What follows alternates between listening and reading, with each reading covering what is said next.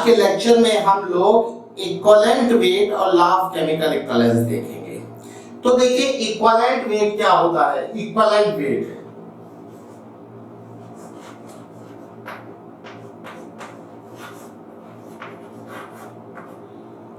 Equivalent weight को हम लोग कैपिटल ई से डिनोट करते हैं।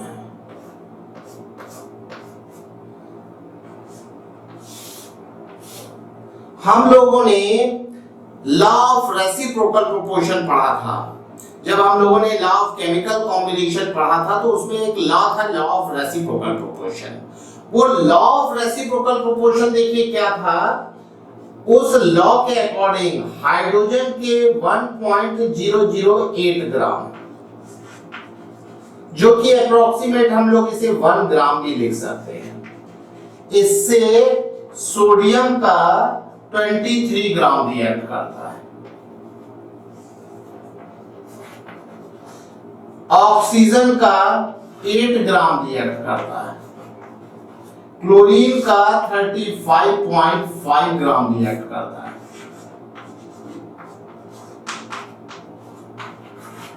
कैल्शियम का 20 ग्राम रिएक्ट करता है। तो देखिए जो हमारा ट्रेडिंग का पुराना बार्टर सिस्टम था उसमें क्या था, हम लोग चीजों से चीजों का एक्सचेंज करते थे। मार्केट होती थी, मार्केट में एक स्टैंडर्ड होता था और उस स्टैंडर्ड से हम जो भी मार्केट में ट्रेडिंग के लिए चीजें आती थी उनका हम इक्विवेलेंट डिसाइड करते थे। ठीक है ना। एक मार्केट का हेड होता था, वो मार्केट का हेड स्टैंडर्ड से चीजों का इक्विवेलेंट डिसाइड करता था। जैसे मान लीजिए ये हमारा स्टैंडर्ड है, ये चौक हमारी स्टैंडर्ड है, तो अभी इस स्टैंडर्ड के इक्विवेलेंट सपोज 2 बास्केट राइस है और इस इक्विवेलेंट के इक्विवेलेंट 3 बास्केट व्हीट है। तो rate of 2 basket rice is equal to rate of 3 basket wheat. Then 2 basket rice can be exchanged by 3 basket wheat. मतलब होता क्या है कि जो स्टैंडर्ड है उस स्टैंडर्ड से हम बाकी सारे जो सब्सटेंस थे, उन सारे सब्सटेंस को जो ट्रेडिंग के लिए आए थे, उन सारे सब्सटेंस का इक्वल अमाउंट हमने डिसाइड कर दिया। अब इक्वल अमाउंट है किस रिस्पेक्ट में, प्राइस के रिस्पेक्ट में। नहीं तो 2 बास्केट चावल 3 बास्केट गेहूं, तो उसका वेट में तो इक्वल नहीं हुआ, किसी एक प्रॉपर्टी में इक्वल है और वो है प्राइस। इसीलिए हम इक्वल ना बोल के उसे इक्विवेलेंट बोलते हैं। जब दो चीजें किसी एक प्रॉपर्टी के रिस्पेक्ट में सेम होती हैं तो उन क्वांटिटीज को हम लोग बोलते हैं इक्विवेलेंट क्वांटिटीज। तो यहां पर क्या है कि 1 ग्राम हाइड्रोजन की रिएक्टिविटी के इक्विवेलेंट 23 ग्राम सोडियम की रिएक्टिविटी है, 8 ग्राम ऑक्सीजन की रिएक्टिविटी है, 35.5 ग्राम क्लोरीन की रिएक्टिविटी है, 20 ग्राम कैल्शियम की रिएक्टिविटी है। तो ये वो वेट्स हैं जिनकी रिएक्टिविटी सेम है। ये इनकी रिएक्टिविटी 1 ग्राम हाइड्रोजन के इक्विवेलेंट है। इसीलिए इन अमाउंट्स को, इन वेट को हम लोग बोलेंगे equivalent weight. These weight are known as equivalent weight. ये इक्विवेलेंट वेट है, कैपिटल ई से डिनोट करेंगे। These amounts are equivalent weight. अगर आप सोडियम को डबल ले लेंगे, 46 ग्राम ले लेंगे, तो ऑक्सीजन 16 ग्राम यूज करनी पड़े। अगर इसको 3 टाइम्स ले लेंगे यानी कि 69 ग्राम ले लेंगे तो ये क्या हो जाएगा 24 ग्राम। मतलब भाई 23 ग्राम सोडियम 8 ग्राम के इक्विवेलेंट है, तो इसको डबल किया तो ये भी डबल हो जाएगा। अगर 2 टोकरी चावल से 3 टोकरी गेहूं एक्सचेंज होते हैं तो 4 टोकरी चावल से 6 टोकरी गेहूं एक्सचेंज होंगे। ठीक है ना। अगर हम चावल का अमाउंट डबल करेंगे तो गेहूं भी डबल हो जाएगा। ठीक है ना। तो यहां पर जो बेसिक डेफिनेशन है इक्विवेलेंट वेट की, वो इक्विवेलेंट वेट क्या है, equivalent weight of equivalent weight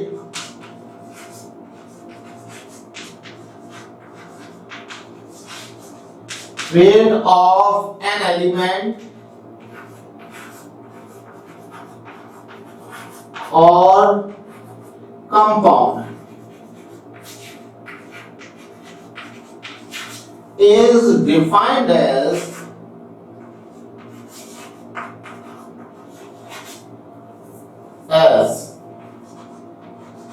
weight of that element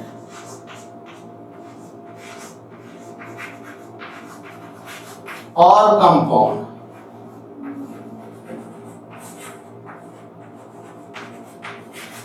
which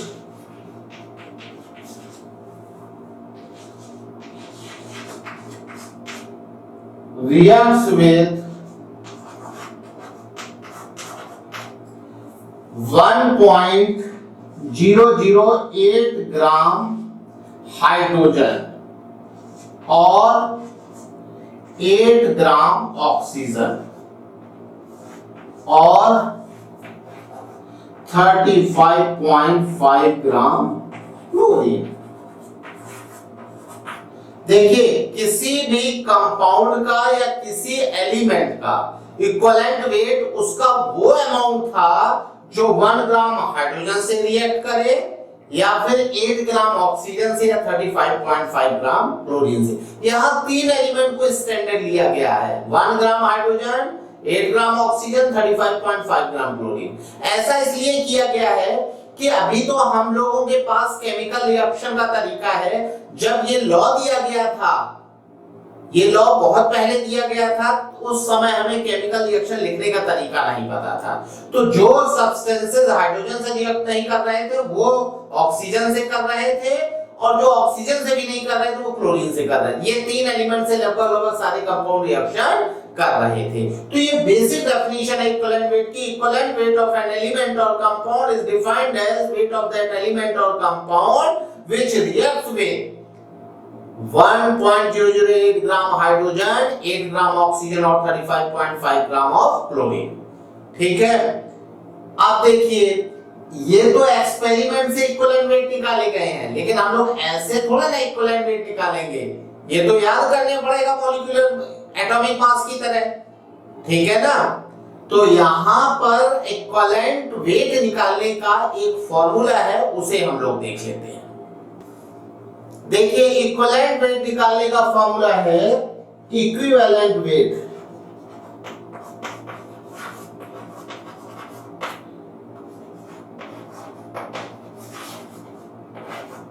equivalent weight E is equal to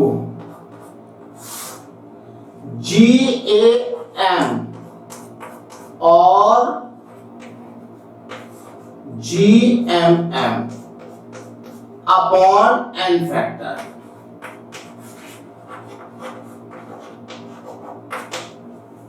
ठीक है ना, GAM ग्राम एटॉमिक मास और gram molecular mass upon N factor.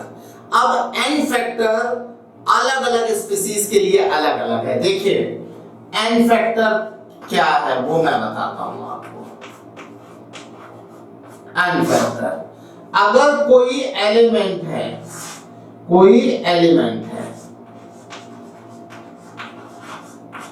तो उसका N फैक्टर होगा उसकी वैलेंसी।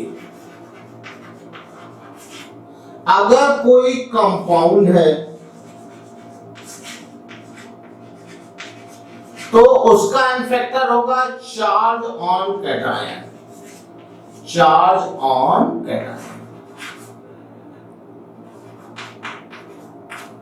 अगर कोई एसिड है तो उसका N फैक्टर होगा number of H plus ion in one molecule.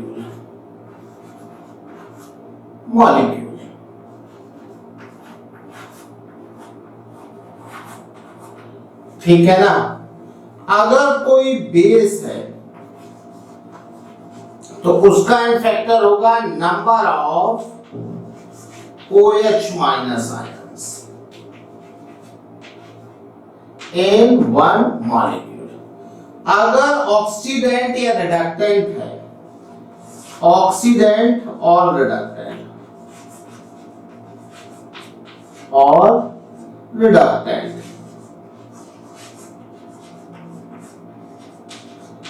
Oxidising agent और रिड्यूसिंग एजेंट, तो ये हो जाएगा change in oxidation number, oxidation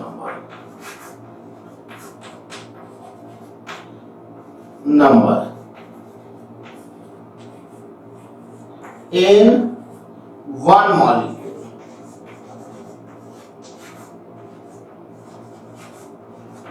ठीक है, इसके एग्जाम्पल हम लोग देख लेते हैं। एग्जाम्पल जैसे एल्युमिनियम, एल्युमिनियम एलिमेंट है तो उसका एन फैक्टर होगा क्या, वैलेंसी। एल्युमिनियम का जीएम होता है 27 अपॉन वैलेंसी 3, ये आ जाएगा 9। Calcium, equivalent weight of calcium GM 40 upon 2 20। इस तरह से हम लोग एलिमेंट का निकालेंगे। अब जो कंपाउंड होगा, जैसे इक्विवेलेंट वेट ऑफ CaCl2, तो इसका जीएम 111 और एन फैक्टर क्या हो जाएगा, कैटायन Ca में +2 चार्ज होगा, Ca+2, तो यहां पर 2 हो जाएगा 55.5। इक्विवेलेंट वेट ऑफ Al2SO4 का होल थ्राइस, इसमें देखिए इसका जीएमएम 342, एन फैक्टर कितना होगा, 2 एल्युमिनियम आयन है और एक पर +3 चार्ज है 6। इसी तरह से इक्विवेलेंट वेट ऑफ K2SO4.Al2SO4 का होल थ्राइस .24H2O, ये है पोटास एलम। इसमें क्या होगा, 948 इसका जीएमएम होगा, और इसमें चार्ज कैटायन पे 2 कैटायन है, 2K+ और 3Al+3, ये 2 कैटायन है, इस पर 2, इस पर 6, इस पर 2 और इस पर 6, कितना 8। ये डबल सॉल्ट है, potassium sulphate aluminium sulphate. There are 2 cations, तो दोनों कैटायन, एक मॉलिक्यूल में जितने कैटायन होंगे उन कैटायन का टोटल चार्ज। अब देखिए बात आ जाती है एसिड की, तो एसिड में जो इक्विवेलेंट वेट होगा उसके एग्जांपल हम लोग अभी देखते हैं। हाँ देखिए, equivalent weight of acid,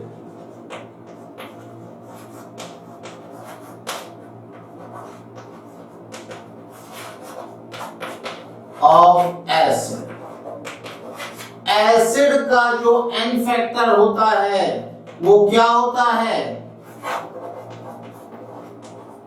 number of H+ ion. ठीक है ना। अब इसका number of H+ ion n factor है, तो इक्विवेलेंट वेट देखिए, इक्विवेलेंट वेट ऑफ HCl, तो इसका जीएम 36.5 एन फैक्टर 1, इसमें एक H+ आयन है।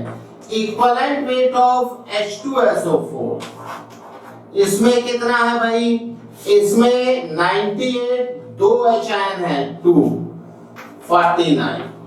इक्विवेलेंट वेट ऑफ H3PO4, इसमें क्या है 98, इसका भी जीएमएम है एन फैक्टर 3, लेकिन इक्विवेलेंट वेट ऑफ H3PO3, इसमें क्या हो जाएगा, जीएमएम और एन फैक्टर 2 होगा।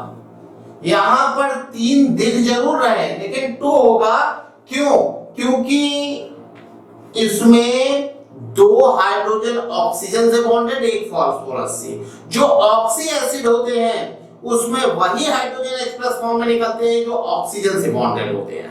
तो यहां पर अगर हम इसका स्ट्रक्चर देखेंगे तो P double bond O, OH और OH और एक हाइड्रोजन ये है, तो केवल ये 2 हाइड्रोजन रिप्लेसेबल होंगे।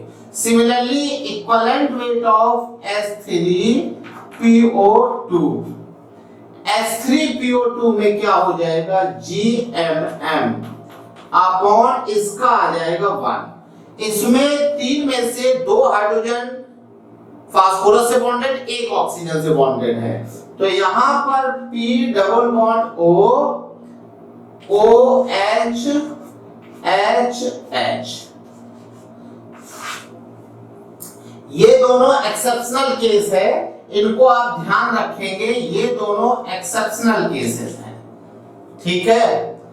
अब ऐसा जरूरी नहीं है कि जितने हाइड्रोजन, जैसे इसकी क्या है, बेसिसिटी 2 है, जितने हाइड्रोजन रिप्लेसेबल होते हैं उसको बेसिसिटी बोलते हैं, तो ये जरूरी नहीं है कि हमेशा इसका n फैक्टर 2 ही होगा, डिपेंड करेगा न्यूट्रलाइजेशन रिएक्शन पे। सपोज एक रिएक्शन दी गई है NaOH, इसकी रिएक्शन हो रही है H3PO4, इससे रिएक्शन होके प्रोडक्ट बन रहा है Na2HPO4 और प्लस वाटर प्लस H2O।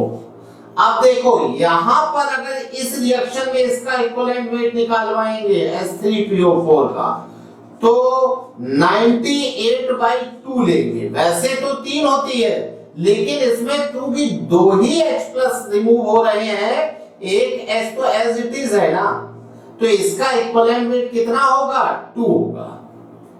तो जितने एसिड के H+ रिप्लेसेबल होते हैं, ऐसे जब लिखा होता है तो हम ये मानते हैं कि मैक्सिमम 2 रिप्लेस हो सकते हैं, इसलिए हमने 2 से डिवाइड कर दिया। मैक्सिमम 3 रिप्लेस हो सकते हैं, इसलिए 3 से डिवाइड कर दिया। लेकिन अगर रिएक्शन गिवन होगी तो जितने एसिड के H+ रिमूव हो रहे होंगे उसी के अकॉर्डिंग आप इक्विवेलेंट वेट कैलकुलेट करेंगे। एन फैक्टर क्या होगा, number of replaceable H+ ions, ठीक है ना। एक एग्जांपल और देखिए, नेक्स्ट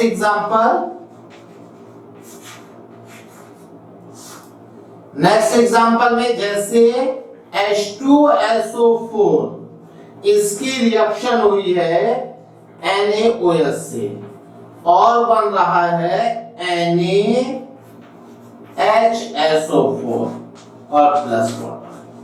तो इस रिएक्शन में जो इक्विवेलेंट वेट होगा H2SO4 का, वो कितना हो जाएगा, 98/1, क्योंकि एक ही H रिप्लेस हो रहा है, एक तो एज इट इज है, ठीक है। अब हम लोग देख लेते हैं इक्विवेलेंट वेट ऑफ बेस। अब हम लोग बात कर लेते हैं इक्विवेलेंट वेट ऑफ बेस की।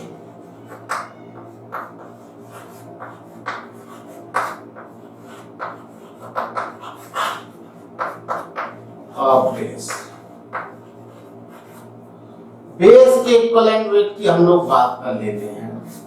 तो देखिए इसमें n फैक्टर क्या होगा, n फैक्टर होगा number of OH minus ion. तो यहां पर जैसे इक्विवेलेंट वेट ऑफ NaOH क्या आ जाएगा, GMM 40/1, इसमें 1 OH माइनस है। इक्विवेलेंट वेट ऑफ CaOH का होल ट्वाइस, इसमें GMM 74/2। Similarly equivalent weight of AlOH का होल थ्राइस, ये आएगा GMM/3, इसमें 3 OH आयन है, ठीक है। इसमें कोई एक्सेप्शन है नहीं, लेकिन फिर वही बात है, जितने OH माइनस रिप्लेस होंगे वैसे ही हम लोग इक्विवेलेंट वेट कैलकुलेट करेंगे। एग्जांपल देखिए,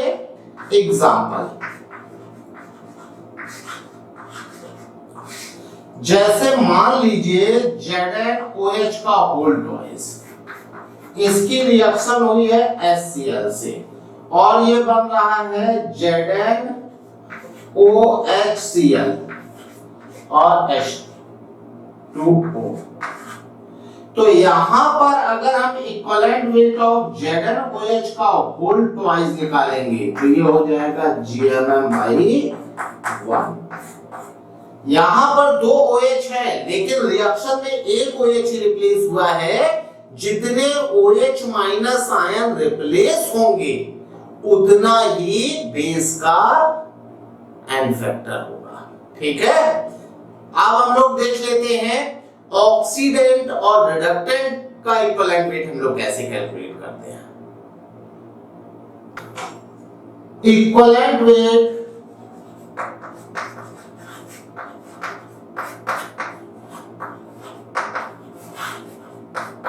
ऑफ ऑक्सीडेंट और reductant.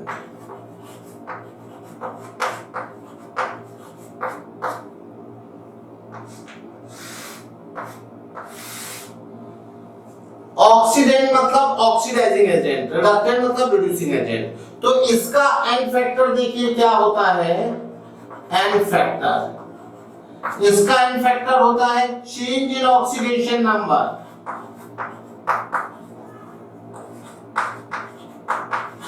Oxidation number in one molecule.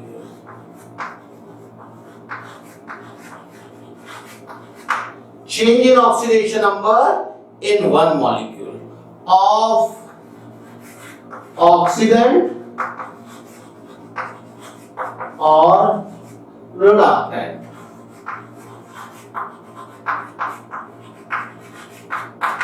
ठीक है ना। एग्जाम्पल देखिए, एग्जाम्पल जैसे FeC2O4 ये रिएक्शन कर रहा है MnO4 माइनस से एसिडिक मीडियम में, और यहां पर Fe+3 बन रहा है प्लस CO2 बन रहा है प्लस Mn+2 बन रहा है प्लस वाटर बन रहा है। अभी देखिए, अब यहां पर अगर आपसे कोई पूछे इक्विवेलेंट वेट ऑफ FeC2O4 क्या होगा, तो देखिए इसमें आप देखेंगे +2 है, कितने का चेंज हो रहा है, चेंज हो रहा है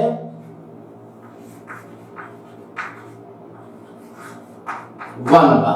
लेकिन ध्यान रहे पूरे मॉलिक्यूल में देखना है, यहां कार्बन भी अपनी ऑक्सीडेशन नंबर चेंज कर रहा है, +3 से +4 में कन्वर्ट हो रहा है।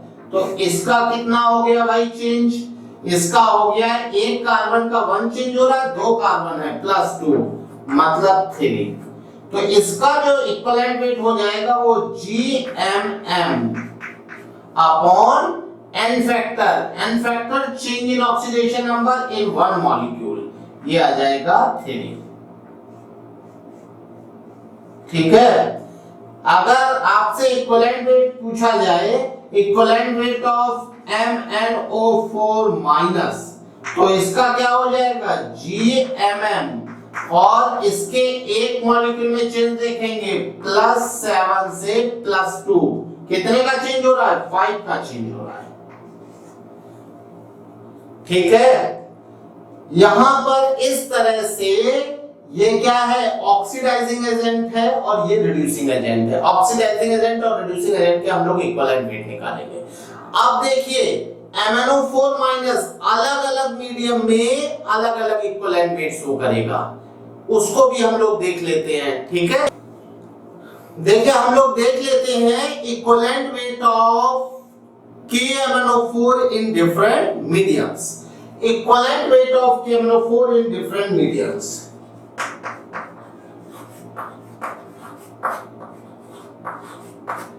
Of KMnO4 in different mediums.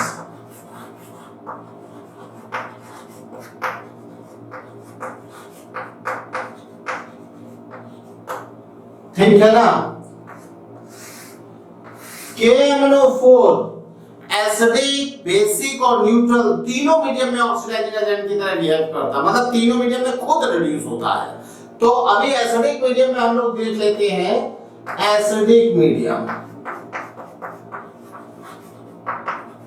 Acidic medium, acidic medium में KMnO4 चेंज होता है किसमें? Mn+2 में, ठीक है ना। तो यहां पर +7 से +2 में जा रहा है। चेंज कितने का हो रहा है? चेंज हो रहा है, change in oxidation number, in oxidation number ये चेंज हो रहा है 5 का। तो इसका इक्विवेलेंट वेट कितना हो जाएगा? इक्विवेलेंट वेट होगा KMnO4 का एसिडिक मीडियम में, KMnO4 का 158/5। अब हम लोग बात कर लेते हैं बेसिक मीडियम की। बेसिक मीडियम में क्या होता है? KMnO4 बेसिक मीडियम में OH माइनस में किसमें चेंज हो जाएगा? K2MnO4 में। यहां पर +7 से +6 जा रहा है, तो इक्विवेलेंट वेट ऑफ KMnO4 क्या हो जाएगा? 158/1। चेंज 1 का हुआ है, एन फैक्टर 1 होगा। Neutral medium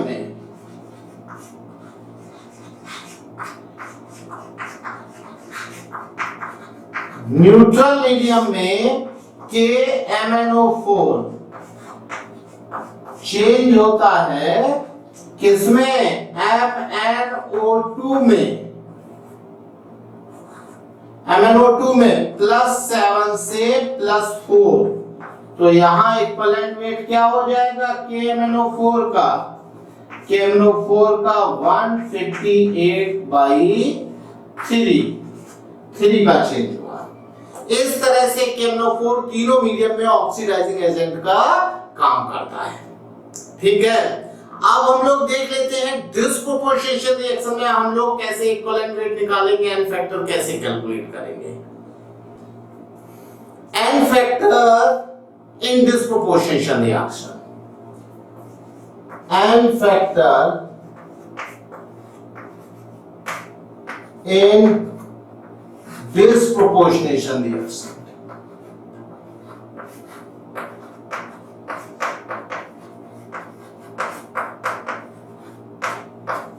reactions